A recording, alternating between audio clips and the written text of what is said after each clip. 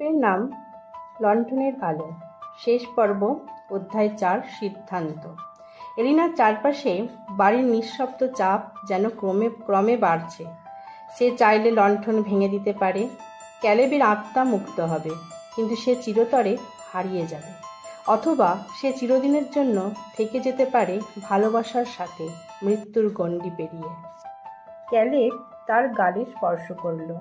তুমি আলো এনেছো, কিন্তু আমি চাই না তুমি তোমার জীবন এই বাড়ির জন্য উৎসর্গ করো। সেই রাতে গ্রামের কিছু মানুষ দেখেছিল ব্ল্যাক হলো জঙ্গলের গভীর থেকে উঠছে এক সোনালি আলো। বাড়ি পুড়ে ছাই হয়ে যায়, কিন্তু এলিনার দেহ কখনো খুঁজে পাওয়া যায়নি।